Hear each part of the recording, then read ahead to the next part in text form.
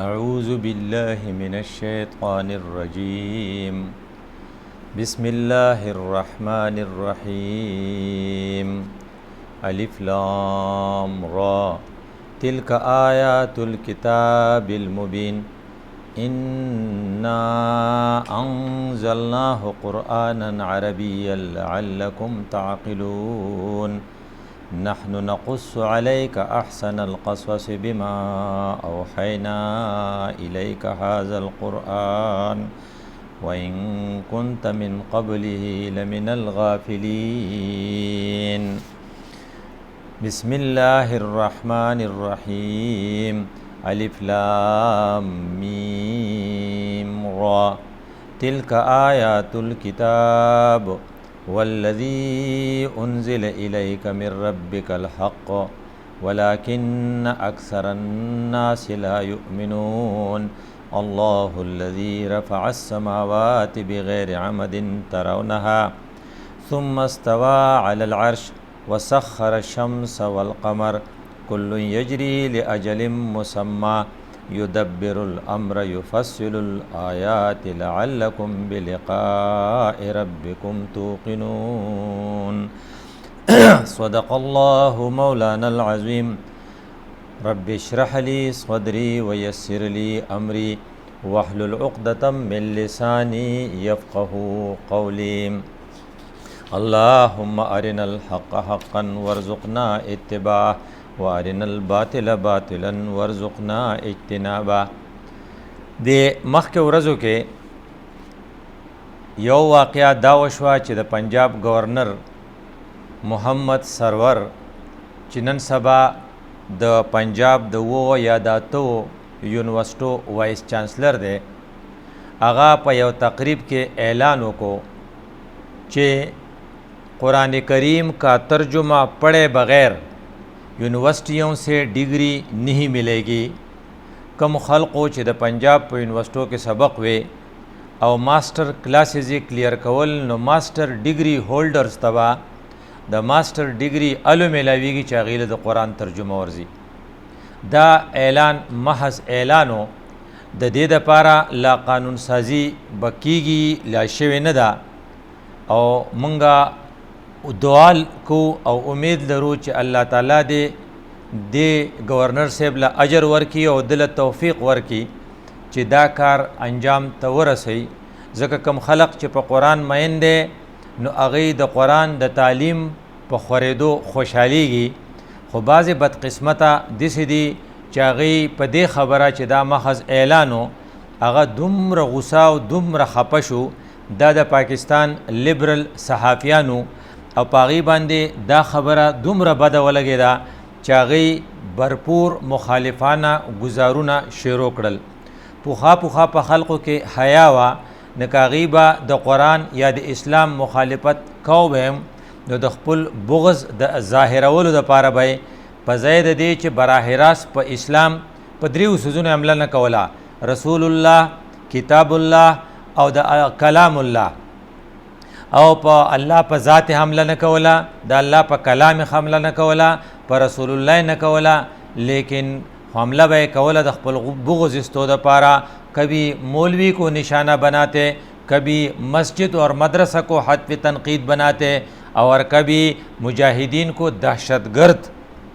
گردانتے. کله کله به په مولا گزار کاو، په مولا دا گزار د دې وجې نه و چې دا د اسلام نماینده هغه ته ښکارېدو چې دی بدنام شي، اسلام به پخپله بدنام شي، او دغه رنګې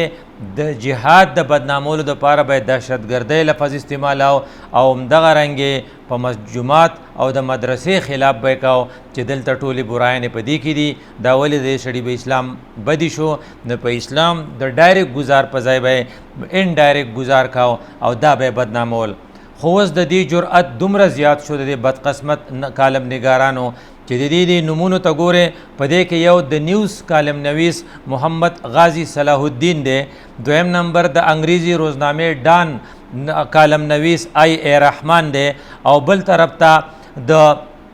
دنیا روزنامه دنیا کالم نویس ایازمیر دی او بل طرف ته پرویز هودبای دی د دې نومونو نه پته لګي چې د دې پلاران الحمدلله نیکان کسانو د دې وجې نه دی له داسې نومونه ایښي چې د هغې نه دا پته لګي چې د دې خلقو د مسلمانۍ او د اسلام سره د والدینو څه شغف و ځکه په نوم کې رحمان راځي او په نوم کې صلاح الدین راځي خو دې بدقسمتو داسې ګزارو کو چې ته به حیران شي چې خدای پاکه د دې خلقو د الله د کلام سره دومره دشمنی ده نو یو کس لیکي چې پنجاب کی حکومت کو یہ خیال کہاں سے آیا کہ ان طلبہ کو سزا دی جائے گی جو قرآن نہیں پڑھیں گے مطلب دا چې په نورو غلطو باندې سزا ورکول خیر دی خو که یو سړی په فزکس کې فیل شي نو فیل کول خیر دی که یو سړی په کیمسټري کې فیل شي نو خیر دی خو که یو سړی په قرآن کې فیل شي نو دا سزا ده او دا خیال تعالی د کم ځای نه راغی چې په دې سزا ورکیږي گویا کې کو د قرآن د تعلیماتو خلاف یو سړی د ای رحمان جیب کټ کی نو خیر دی هغې ته بیا دې ټینګ نه دی خو که قرآن یو سړي نه ورځي او صرف د اعلان د حده پورې یو سړی وي چې چاله قرآن نه ورځي هغه له به موږ ډیګري نه ورکوو نو دی وایي ان طلبه کو سزا دی جائے گی مطلب چې قرآن چې پته وای دا په حقیقت کې طالبه ولا سزا ورکې یو بله ډیره د جهل خبره چې کړې هغه دا چې کاش چې علامه اقبال او قید اعظم علامه اقبال د هایډلبرګ یونیورسيټي د جرمنی نه ډیګري اخیستې او پی ایچ ډي او قید اعظم بارټلا د انګلند نه کړو خره چې اوس نشته کې هغې ته به هم ډیګري نه میلاوي دی د دې دا مطلب دی چې د ایازمیر په خیال کې یا د صلاح الدین په خیال کې یا د ای رحمان په خیال کې علامه اقبال له او قید اعظم له قرآن نه ورته سړی په دې ډیر زیات خفه شي چې شاعر مشرق دومره اوچت شخصیت چې د مشر د عام دغه د پنځم کلاس یو هلک لم دا ورځي چې دا واحد شاعر دی چې د قرآن په سلسله کې ډیر خواږه شعرونه دي او یو شعر دغه دا چې وہ زمانے میں معزز تھے مسلمان ہو کر اور تم خوار ہوئے تارک قرآن ہو کر گویا کې صحافي صاحب ته د هغه ډیګري او د جرمني ته تلل دا خو اپیل کوي خو د ډیګري د اخیستو نه پس پوری زندگی د قرآن د پاره پوری شاعری وقف کول چې د قرآن د آیاتونو داسې ترجمه هغه کړې ده چې ته به حیران شي چې خدای پاکه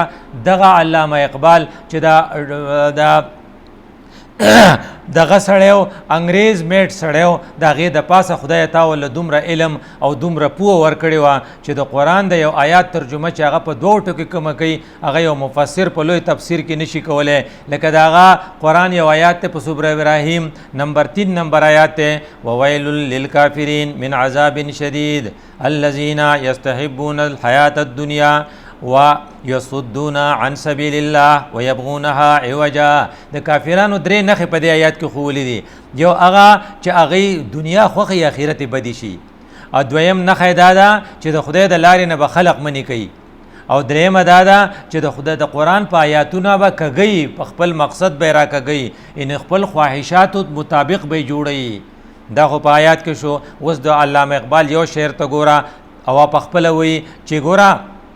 خود بدلتے نہیں قرآن کو بدل دیتے ہیں دی الفاظو ته ګوره دا د علامه اقبال الفاظ دي کې دې شاه یازمیر ته دا شعر نه پته حالانکه زمونږ د سکولونو د دیهاتي سکولونو د میټرک د پورې الګ دا شعر هغه ته یاد دی اللہ کرے تجھ کو عطا جدت کردار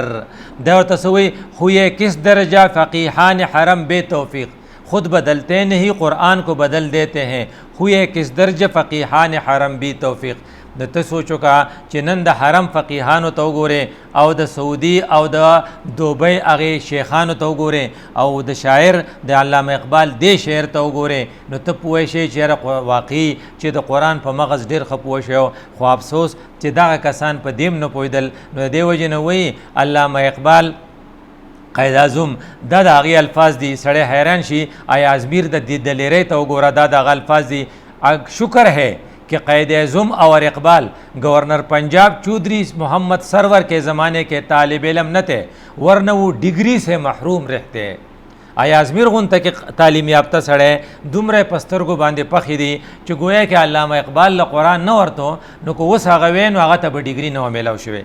هغه سړی چې هغه د قرآن تفسیر په ټولو کې په خپلو اشعارو کې ویلی دی دغه د یو شعر ته چې ګورئ حیران به شئ ته تیرے ضمیر پہ جب تک نہ ہو نزول کتاب نہ گرا کشاہ نہ راضی نہ صاحب کشاف. گویا کې علامه اقبال ته دا پته وه چې د قرآن په تفسیرونو کې اوچت تفسیر صاحب کشاف دی امام راضي دی. نو هغه وی چې که تا د خپل ضمیر ته د قرآن نه مخامخ کړی نو امام راضي هم نشي پوه کولی کشاف ته هم نشي پوه کولی. خو غالبا ایازمیر ته به دا شعر مخې له نه ورغلی یا به ورغلی خو د قصد به یې پې سترګې پټې کړي نو دی وایي چې هغو ته به ډیګري نه میلاوېده. ګوره په قرآن کې چې لوگ چې کم کس د میټرک نه پاخوا چا سبق ویلی او لږ ډېر په پارسی پوهیږي نو د علامه اقبال دا شعر ورته مخې ته کیږي گر تمی خواهی مسلمان زیستن نیست ممکن جز به قرآن زیستن. که ته غواړې چې زه مسلمان شم نو ستا مسلمانی ممکنه نه ده تر څو پورې چې تا په قرآن زده کړی نه یا په قرآن دې عمل نه کړی. گویا کې د مسلمانۍ دپاره د قرآن زده کوله په قرآن عمل ضروري دی چې هغه په آی ازمیر په صلاح الدین او په آی رحمان باندې دومره بد لګي چې هغې دومره ناروا لیکلي ځکه چې هغه دغه لیکي هغه بل کالم نګار لیکي پرویز حدبائی ڈگری حاصل کرنے لیے قرآن سنانے کی پابندی کو انتہا پسند ضیاء الحق نے بھی نہیں لگائی تھی. دومره په بده لګي چې ضیاء الحق دا کار نه کړی او نن د عمران خان گورنر محمد سرور د خولې د حده پورې دا کار کوي. د دې نه دا پته لګي چې دا کالم نویس دومره د الله د کلام سره د دشمني ده چې د سترګې پټې دي. نن دا د خپلو تحریر نه دا پته ثابته کړه چې علامه اقبال په قرآن نه پوهېدو ځکه که نن وی نو هغه ته به ډیګري نه وه میلاو شوی. دویم نمبر د دې زړورتیا ته چې ګورې نو د پاکستان په عین حمله کوي. د پاکستان د عین چې څو خلاف ورزي کوي د پاکستان د عین د حفاظت قسم چا اوچت کړی دی چیف آف سټاف اوچت کړی دی چیف جسټس اوچت کړی دی وزیر اعظم اوچت کړی دی د سینیټ چیرمین اوچت کړی دی د اسمبلی سپیکر اوچت کړی دی او د ملک صدر اوچت کړی دی. ځکه هغه وایي ہم حلف لگتے ہیں وہ حلف ان سے لیا جاتا ہے کہ ہم پاکستان کی عین کی حفاظت کریں گے. او د عین په دویم نمبر آرٹیکل کې دا لیکتی اسلام ریاست کا سرکاری مذہب ہوگا. نو اسلام چې سرکاری مذہب شي نو په 31 کې ورته لیکي پاکستان کے مسلمان کو انفرادی اور اجتماعی طور پر اپنی زندگی اسلام کی بنیادی اصولوں کے مطابق مرتب کرنے کے قابل بنانے کے لیے انہیں سہولتیں مہیا کرنے کے لیے اقدامات کیے جائیں گے. گویا کہ محمد سرور کو فرض کا په یونیورسٹوں کې د قرآن پڑھاول لازمی ګرځي نو هغه د عین 31 نمبر آرٹیکل فالو کوي جن کی مدد سے وہ قرآن و سنت کے مطابق زندگی کا مفہوم سمجھ سکے. نو ایازمیر په دې خبره ښه پوهیږي چې زندگی کا مقصد قرآن کی تعلیمات کے مطابق سمجھنے کے لیے اگر قرآن کا ترجمہ پڑھانا جرم ہے تو کیا محمد سرور اپنی یونیورسٹیوں میں اسٹوڈنٹس کو بائبل پڑھائے یا گفتہ پڑھائے؟ اس کا جواب وہ دے سکتے ہیں. یو طرف ته دا خلق د قرآن خلاف ورزی کوي او بل طرف ته د عین پاکستان خلاف ورزی کوي او موږ له ډېر افسوس راشي چې هغه کسان چې هغوی د عین د حفاظت حلف اوچت کړی دی او په دې بدل کې هغوی ته ډېر شی تنخواګانې او عزتونه میلاو دي خو هغوی د دې کالمونو نه سترګې پټې کړي دي او د پاکستان د عین خلاف ورزی کرنے والا د ډان کالم نگار د نیوز کالم نگار د دنیا ایازمیر هغه دا لیکي او ان سے پوچھا بھی نہیں جاتا چې په دې به د پاکستان روح ته څوره نقصان رسی څوره خفګان رسی او الله به په دې د دینه څوره خفه شوی. او بل طرف ته دا کسان د یونیورسټۍ د پوسټ ګریجویټ سټوډنټ سره څومره زیاتې کوي. یو سړی چې په یونیورسټۍ کې سبق وای او ماسټر ډیګري دپاره سټډي کوي نه به څه وایي یا خو به هغه ایم ای کوي په آرټس کې به وي که دی په آرټس کې نه یا به هسټري وایي نو د ده په هسټرۍ په علم کې به اضافه سوره یوسف وکړي لکه سوره یوسف تا ته وایي الف لام می الف لام را دا ګوره الف لام را نه شروع کوي او تا ته وایي چې ګوره دا دغه چې دی دا موږ چې تا ته کومه خبره کوو نو هغه تا ته موږ څه کوو تلک آیات الکتاب المبین. په دې قرآن کې څه دي؟ په دې کې آیاتونه دي هغه کتاب چې هغه واضح طور دی انا انزلناه قرآنا عربیا دا قرآن په عربی کې دی نو دا سټوډنټ به لږه ډېره عربي زده کي نو څه چل به پکې وشي لعلکم تعقلون عقل به پکې ډېر شي نو خوږه قصه چې ورته میلاو شي نو هیسټري به ورته پته ولګي ځکه الله وایي نحنو نقص علیک احسن القصص په ټولو قصو کې ښایسته قصه چې هغه په هیسټري مشتمله ده او هیسټري دا ده چې بني اسرائیل د کنعان نه چې پخوای ورته وي د فلسطین نه مصر ته څنګه رالل نو یعقوب علیه السلام د هغه زامن د هغه یو زوی یوسف علیه السلام هغې خرڅ کو هغې کوی ته ورتاو کو هغه چې هغه بیا قافلې له په لاس ورغی هغه بیا مصر ته راوړ په مصر کې په 100 پیسو خرڅ کو او په مصر کې هغه یو سړي په خپل کور کې ځان سره دیره کو خپل ښځې ته وی احسن مسواح عسى ان ينفعنا او نتخذه ولدا ودا به مخ خپل بچی کو او هغه چې کله لوی شو نو دغه کور د مشر او دغه په منځ کې لو افیرز هغه ټرای کړل خو یوسف انکار وکړو او یوسف انه ربي احسن مسوایا دا زما د نایک ما سره ډیر ښه کړی دي زه دغه خزې د لاس نشم وروړی او کله چې هغه ته سړی میلاو شو په دروازه کې کده تختیده دغه د خزینه نو هغه وته سوي ما جزاء من اراد باهلك سوءا هغه وته دا وی چې دې سړي خو ورانه وکړو دا تا چې کوم هلک راوستی هغه ورته وی نه دې ورانه کړی ما نه دی کړی او یو سړي سرکمسټانشل ایویډنس پروډیوس کړل چې د دې لمنې ته وګوره کو چېرې د ده لمن د مخې د غاړې دغی نو بیا به ده ته ګنای اکه د شا د غاړې نو بیا به دې ته ګنای فلما رأى قمیصه قد من دبر نو کله چې هغه سرکمسټانشل ایویډنس وکتل د شا د غاړې وه نو انه من کیدکن دا ستاسو ورانه دی نو یوسف په هغې کې پورته شو د هغې نه لږې ورځې پس یوسف جیل ته لاړ یوسف چې جیل کې لاړ نو په جیل کې د هغه کردار خلقو ته ښه ولګېدل نو د خوبونو تپوس ترې کوه بادشاه چې خوب ولید او کنفیوز شو چا ورته وښول چې ستا د کنفیوژن د ختمېدو دپاره په جیل کې یو سړی دی او کله چې هغه ته د خوب تعبیر د یوسف نه میلاو شو نو یې ما لی راولی هغې وایي زه نه درځم ته د هغې ښځو نه تپوس وکړه فاسأل نسوة اللاتي قطعنا ایدیهن د هغې نه تپوس وکړه چې هغې دا خپل لاسونه ولې پرې کړو چې کله هغه د هغو نه تپوس وکړو نو دوی ان ربي بکیدهن علیم نو یوسف هلته کلیر قرار شو نو هغې زلیخیم وي چې دی کلیر دی نو یوسف علیه السلام وی ذلک لیعلم انی لم اخنه بالغیب ما د خپل نایک په غیر موجودګۍ کې څه زیاتې نه دی کړی او چې کله دا وشوه نو ان الله لا یهدي کید الخائنین نو خلقو ته وی چې ګوره زه کرپټ نه یم ما زیاتې نه دی کړی ما کرپشن نه دی کړی او الله ته بیا سوی وما ابرئ نفسي ان النفس لاماره بالسوء زما ربه زه په دې امتحان کې کامیاب شوم خو دا زما خپل وجه نه ده دا زما خپل ګټس نه دي دا زما خپل صلاحیتونه نه دي دا ستا رحم دی په ما باندې نو که دا سبق د هسټرۍ طالب علم ته میلاو شي او هغه خپله زندګي داسې جوړه کړي چې کله خلق دغه خلاف حسد کوي او هغه دغه خلاف سازش کوي نو هغه په نیکۍ باندې کلک پاتې شي او که هغه ته فرض که د سکس په حواله باندې د خیانت څه موقع میلاویږي او هغه دا ایوایډ کړي او هغه ته د دې په مقابله کې جیل ته تره پرې وځي نو وایي چېرې جیل د دې برایۍ نه ښه دی او بیا هغه خپل رب ته عاجزي شروع کړي نو د ام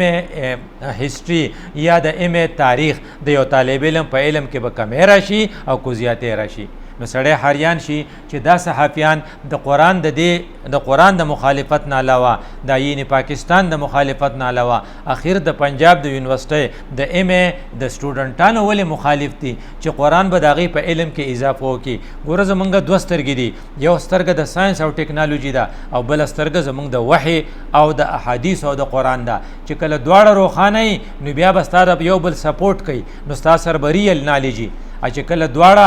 یو دي یو دي نه نو که ستا سره قرآن او حدیث نه او ستا سره ساینس او ټیکنالوژي او سوشل سټډیز وي نو بیا مثال به ستا د فراید وي ځکه فراید یو ښه ساینسدان ورته ته ویلی شي یو ښه ساینټسټ ورته ته ویلی شي او دغه رنګې نیوټن لیکن هغه سره د قرآن نالج نه و نو که د قرآن نالج ورسره ملګری شي نو د ده په علم کې کمی نه راځي علم کې به اضافه راشي نو موږ دعا کولی شو چې خدای پاک دې ایازمیر ته صلاح الدین ته ای رحمان ته څنګه چې دې نومونو نه پته لګي هدایت وکړي د مرګ نه مخکې د الله دی په نیکه لار کې او دی چې دا کم سازش کړی دی خدای پاک ته محمد سرور د هغې شکار نه کي. د تحریک انصاف د حکومت یو خصوصیت دا ده چې دی یو ټرن ډېر زر اخلي، نو هسې نه چې په دې مسله کې یو ټرن والي او که فرض که د قوم طالب علمانو ته یو طرف ته تاریخ پړاو شي او بل طرف ته ورته د سوره احسن القصص د سوره یوسف ټول یو بریفینګ وشي نو څومره به فایده وشي، او بل طرف ته که فرض که د ساینس طالب علمي او هغه یا به د فزیکس طالب علمي یا به د کیمسټري نو یا به د ټیکنالوجي نو یا به د بایو کیمسټري نو یا به د بایو ټیکنالوجي نو یا به د ریپروډکټیو سیسټمي نو یا به د جیالوجي، نو هغې ته به بیا د سورت رعد آیاتونه وي او سورت رعد آیاتونو به د په علم کې اضافه وکړي. ښه نو ګوره سورت رعد کې 2 نمبر آیات څه دی؟ الله الذي رفع السماوات بغیر عمد، الله هغه ذات دی چې دا کائنات ودرولی دی بغیر د ستنو نه ترونها. داس یو فورس قائم کړی دی چې په هغې فورس باندې دا ټولې سیارې سسپینډډ په ټول کائنات کې دي اینډ دے آر نٹ سین، دیٹ فورس از نٹ سین، دغه فورس په نظر نه راځي. نو ساینسدانان پسې ګرځېدل چې دا کم قوت دی چې دا ځمکه یې داسې سسپینډډ په 17 ډیګري باندې نیولې ده ټیلټډ پوزیشن کې او دا روټیشن کوي، نو پته ورته ولګېده چې دغه فورس څه شی دی؟ دغه کشش ثقل دی، ګریویټیشنل فورس دی. نو ګریویټیشنل فورس شته خو لیدی نشي، نو الله شته خو لیدی نشي. نو الله هغې فورس ته اشاره کړې ده. نو که د فزیکس یو طالب علم ته او د اسټرانومي یو طالب علم ته د فلکیاتو یو طالب علم ته د خپلو لیکچرونو علاوه د دې خبرې پته ولګي چې ګوره الله تعالی مخکې دا ویلو، خو الله تعالی چې دا پیدا کړه دا ګریویټیشنل فورس چې کله ختم شي دا ټولې سیارې به د یو بل سره ټکراو شي، او چې کله ټکراو شي دې ته به څه وایي؟ قیامت. نو د قیامت یو بل کنسپټ پر هغې په ذهن کې راشي، نو هغه کومه سټډي چې هغې کړي په دې کې به اضافه وشي او د هغه ذهن به نور هم کلیر شي. پته نشته چې دې صحابیانو د هغه سره څه دښمني ده او د ګورنر صاحب پړه کې د رحم دا خبره څنګه راغلې وه چې سټوډنټانو ته د قرآن علم وشي، د دې سبجیکټ علم به نور هم ګلوریفای شي. او بیا الله وی ثم استوى على العرش، الله د دې نه بیا بیغمه نه دی، هغه حکومت کوي، هغه اوس دا ټول څیزونه کنټرول کوي، دا ټول کنټرولینګ یې په خپل اخیستي. نو د دې دپاره څه شی دی؟ ته د فلکیاتو ته وګوره، نو په فلکیاتو کې غټ فلک چې دی او غټه سیاره چې د هغه څه دی؟ انور دی. نو وسخر الشمس والقمر، نو دا ستا په کار کې لګېدلي دي. زمونږ ګاډي لیټ کېږي، زمونږ فلایټونه کینسلیږي، خو زمونږ د نور فلایټ چېرته کینسل نه شو، ځکه هغه ته ویلي چې ته به سهار په دې ټایم راخېږې او په دې ټایم به پرېوځې. نو د نور د راختو د پریوتو سره د سپمۍ د راپاسېدو او د هغې د غټېدو او د بیا د کچېدو سره دا ټول نظام ریګولر نظام دی. دا ولې؟ دا یو ذات دی هغه دا کار کوي، هغې ذات ته سوی کل یجري لاجل مسمى یدبر الامر، هغه تدبیر د امورو کوي. دا سیستم د هغه په لاس کې دی. نو هغه بیا څه وایي؟ وایي هلکه محکمه زراعت والا ته وایي ته په دې باندې پوه شه چې د هواګانو نه دا وریځې هغه راوچتوي، دغه وریځې بیا هغه کالام او بحرین او مري ته بیایي، د هغې ځای نه پس بیا بارانونه کوي، د بارانونو نه پس بیا خوړونه راوځي، د هغې نه بیا اوبه په ځمکه کې سټور کېږي او د دغې اوبو د برکته بیا ستا زراعت ډیولپ شي. دغه زراعت څاروي خوري نو بیزې غټېږي او دغه غټې بیزې بیا انسان حلالوي، نو هغه ته غوښه میلاویږي. دا ټول سیستم چې داسې سیستمیټک روان دی، دا ولې یو ذاتي کوي؟ د دې نه دا پته لګي چې خدایان دوه نه دي، که دوه وی نه په آپس کې به جنګ راغلی، خو دغه تدبیر د امورو چې دی یفصل الآیات، هغه آیاتونه هم رالیږي، هغه قرآن آیاتونه را لیږلي دي او هغه د دې کائنات آیاتونه ما تا ته ښوولي دي. لعلکم بلقاء ربکم توقنون، کله چې ته دې نښو ته ګورې نو بیا به تا ته پته ولګي چې یو ورځ به دا سیسټم به ټول داسې کنټینیو نه وي، بلکې دا به یو ورځ ختمیږي او چې ختم شي نو هغه ته به قیامت وي او بیا به دا خلق د خپل رب سره میلاویږي او دا بربکم توقنون دی. بیا جیالوجي والا ته وایي چې که ته د ځمکې سټډي کې نو دا ځمکه ګورې مونږ راښکلې ده، نو مد الارض، نو په هغې کې څه دي؟ وجعل فيها رواسي، نو د ازمکه کې منګه بیا غرونه منګه یې خېدي. نو کته جیالوجي سټډي کې نو په دې خیال چې د ازمکه کو فرض کا دا غرونه پکې نه وي، نو دا به ګړبېده په کم گاډی چې زوړ شي او د هغې نټونه کسسی نو هغه بیا ګړبېږي، نو سورلی پکې یریږي. نو موږ هم د ځمکې په ګاډي کې ناست یو، دا ځمکه روټیشن کوي، دوه قسمه روټیشن کوي، یو په خپل اربټ باندې ځي، د هغې سره په یو کال کې روټیشن پوره کېږي، د هغې سره موسمونه بدلېږي، یو په خپل محور باندې روټیشن کوي، په 24 غنټې کې پوره کوي، نو په هغې باندې شپې ورځ کېږي. نو قرآن په سوره رعد کې موږ ته څه ویلي؟ هغه وایي یغشي اللیل النهار، شپه ورځ د دې وجې نه راځي. نو که د اسټرانومي یو طالب علم ته، د جیالوجي یو طالب علم ته، د فزیکس یو طالب علم ته د خپل فارمولو نه علاوه یو دا ایډیشنل نالج راشي، نو چې دغه به څومره نقصان وشي چې ایاز میر په خپه دی. او بیا الله وایي چې ګوره که تاسو فرض کا د زراعت په نظام کې وګورئ، نو په ځمکه کې ډېر شی ټوکړي دي، یو ځای کې خربوزه کېږي نو ډېره خوږی، نو بل ځای کې خربوزه کېږي نو هغه ډېره ترخی، حالانکه یو شان وبوي. نو الله هغې ته اشاره کړې ده څه وایي فی الارض قطع متجاورات، نو په ځمکه کې ډېر شی ټوکړي دي، نو د یو بل سره په ګاونډ کې دي، نو په دې کې انګور دي، نو په دې کې فصل دی، نو په دې کې کجوري دي، په دې کې خربوزي دي، نو په دې کې دا ټول فصلونه دي. یسقا بماء واحد، نو دې ته یو قسم لو به مونږ ورکو، خو څه نفضلو بعضها علی بعض، خدا دا چې د بعضې ایسي میوه ډېره خوږی، د بعضې هغه لږه خوږی. وایي لکه دا خربوزې نه راله کټ کا، اوهو په دې کې خو یو خوند نشته، وایي دا بله واله دا خوږه ده، دا چا کړي؟ الله وایي دا مونږ کو خان نفضل بعضها علی بعض.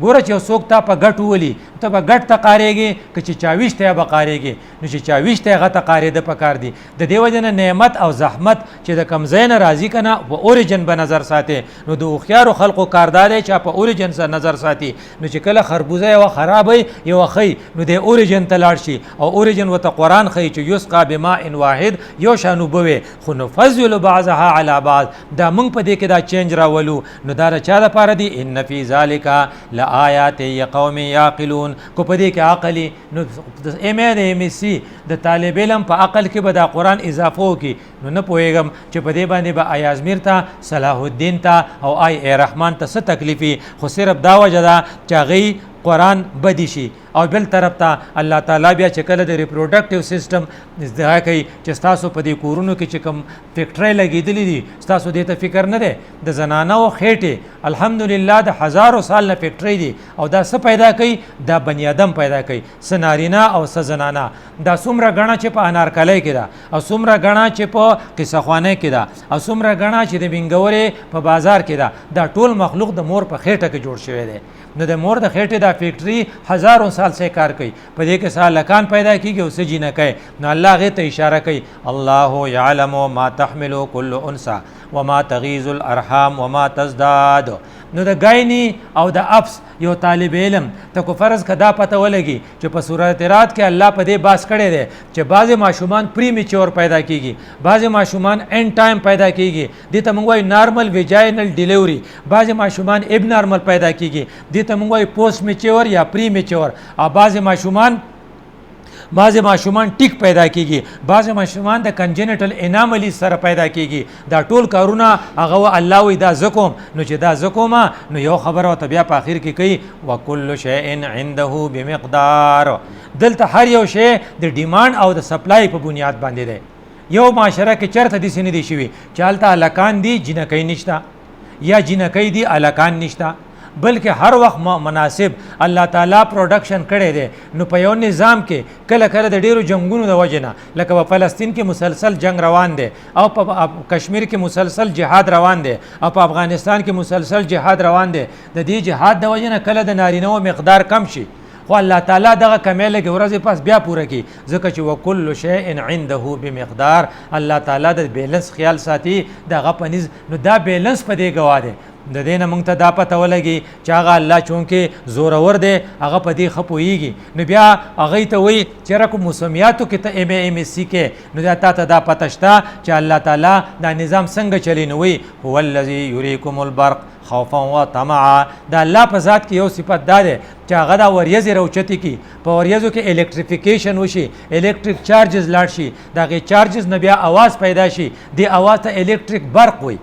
دې ته ډېر ته رعد وي، دې ته اواز وي، برق هغه بیا پړق وکړي، رڼا وکړي. نو څوک خلق ویریږي او څوک په نو که فرض که ته د ډیزاسټر مینجمنټ سره تعلق یې، نو الله هغې ته اشاره کوي خوفا و طمعا وینشئ سحاب الثقال. چا یره پیدا شي، چا سینه چې تندر راخلا شي، او څوک په تمه شي چې ډېره موده سوکړه ده خدای دې باران وکړي زمونږ جوار چې دي هغه به پې ډیولپ شي، دا دواړه شي. نو دا کم رعد چې کم اواز کوي دا هم په حقیقت کې د تسبیح وي، ملایکې هم لګیا دي، او کله کله تندرونه راشي نو ډیزاستر منیجمنت والا ته وایي ویرسل الصواعق نو رالیږي تندرونه نو فیصیب بها من یشاء نو چا باندې تندر راټاو شي نو څوک وایي د اور تندرو نو وایي کور یې وسو څوک وایي د اوبو تندرو نو وایي ټول کلی ووړ او یو کلی په خوا کې بلي اتې بچ شي وی دا څوک کوي وی دا په قرآن کې الله ویلی دي چې دا ټول کارونه زه کوم وهو شدید المحال نو آخر کې بیا خبره کوي چې کو غواړئ او اوازونه کوئ او چغه وخئ او جړا کوئ او دعا غواړئ د الله نه غواړئ ځکه له دعوت الحق ځکه چغه صرف هغه ته لایقه ده د صورت رعد او د صورت یوسف دا خلاصه مونږ ته دا ښیي چې د قرآن علم زمونږ په ایم ایس سی سټوډنټانو په علم کې به اضافه کوي کمی به نه کوي د هغوی علم کې به رنګ پیدا شي د هغوی په زندګۍ کې به شان پیدا شي کو سبا هغه ایز ا ټیچر ډیوټي کوي نو ټیچینګ به ډېر ښیي که هغه ایز ا ریسرچر ډیوټي کوي نو ریسرچ به ډېر ښیي نو ای رحمان یا ای ازمیر یا خو د قوم هم خلاف دی د اسلام هم خلاف دی نو چې گورنر فنجاج د دې په دې خبره غوږ ونه ګرئ الله دې دا کار د هغه نه والي او الله دې پاکستاني قوم خصوصا د هغې طالب علمانو له او د پنجاب د یونیورسټۍ سټوډنټانو له د قرآن د علم توفیق ورکي. اقول قولي هذا استغفر الله لي ولكم ولسائر المسلمين.